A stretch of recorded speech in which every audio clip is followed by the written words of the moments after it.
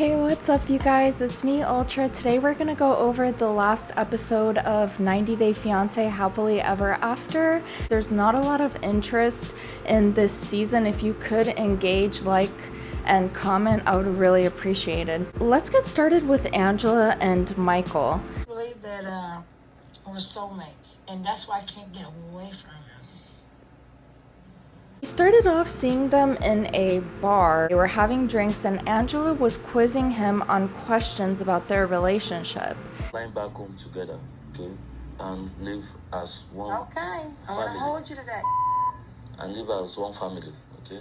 I want to see how prepared you are. He has his interview to get his visa. I know this is going to be a very controversial opinion, but I did think that Angela looked really pretty. A lot of you guys are not going to agree with me and you think she's a bad person. That's my car, by the way. People have said that she is using some kind of filter and she doesn't really look like that. The weight loss has really brought out her features and her eyes look really pretty. Michael, please come home. I need you over here to handle my sisters. I can't no more. Okay, don't worry. She kind of kept up this facade that things were great and that they're soulmates. She was saying she's much younger than him in spirit. I'm from Lagos, Nigeria, and I'm 35 years old. I'm younger than you, really, by soul. I'm the partier. He's the calm old man. So if God gives us the visa, you'll give us a chance. Of course. Okay. Yeah, I'll see you tomorrow at 5:15, and I'll let you know. Get your ready, because he's coming for dinner. Towards the end of the episode, she completely flipped out. Did something stupid. You're mad at yourself because you made a mistake. That's gonna get us in trouble. That doesn't show you we're getting along. She basically was saying that he is screwing up the process because he was gonna include something that was showing that they had problems and marital issues. So smart. I'm not. Since you're so smart. Who are you to tell me I ain't got no class? I'm proud to be a redneck piece of white trash. He thought that it wasn't a big deal because they're celebrities and that they would see this regardless. It's a good idea to always be honest, especially the government. As we saw with Seeking Sister Wife, they had their marriage prevented because they found out stuff that they didn't like about them. And I just feel bad I didn't go with him.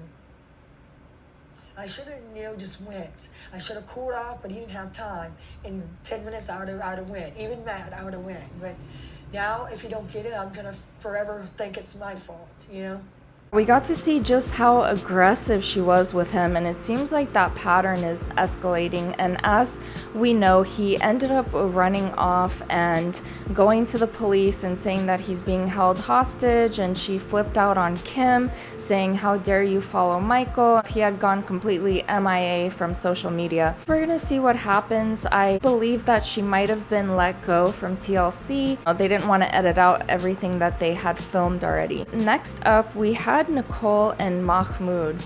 I'm not cheating on Mahmoud. I don't have the time to cheat on Mahmoud.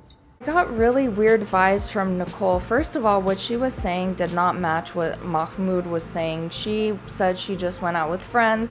Like what? When I asked you where you are, you said I'm at work. You didn't. No, I went to Olga's and picked her up, and me and Olga had a drink. Now you made your and story. Then, no, yeah. that's what I told you. Yeah. You come 2 a.m. Yeah. You come drunk.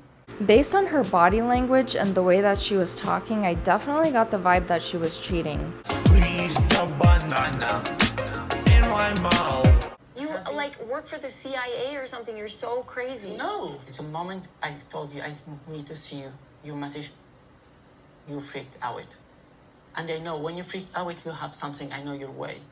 Just want to show me you have the power here. This is my way. You accept or not you. She said, "I have no time to cheat." She's like, "I picked up my friend." The way that she was acting. Okay? No. For real? I'm for real. We were in the forest, Nicole. We just like fighting all the time, and She was trying not to break the eye contact. It just seemed like how a liar would act. She told Mahmoud she was on her way home from work and then she didn't come home until 2 a.m. He said he's done. He took his stuff. things that therefore is the only option now, because like every time we give, as chances go, like more bad, like go worse. He called her out and he said all kinds of stuff that was like mic drop. He was like, you just want to have control. You're, getting back at me. He said, the way you behave, I know the way you are and I know when you're lying. I want to live here. I never want that. But like our relationship is over now. I can't be with her. It's really over and he's leaving. I was definitely taking his side. I thought the way she was acting was massive red flags. Her evil and shadow side is definitely coming out in this season. I don't like it at all. It shows on her. Yeah, I wish him the best, guys. Next up, we had Ed and Liz. I love you. I don't like Ed right now. I feel absolutely humiliated, played, used. Ed basically broke up with Liz for what, like the 15th time? To have me move here and then break up with me again, it's a huge slap in the face. I mean, everybody gets to finally say again to my face, I told you so. This was after she chose to move to Arkansas with him and become a real estate agent, and the daughter was also involved in the mix. I'm the one putting my together to be there for my kid. I see you. The daughter is the most rational person in this situation. She was not bothered at all by their breakup. She was showing compassion to Liz. The daughter seems very emotionally intelligent. Ed had a tag on the back of his shirt. I'm just really numb, and I need to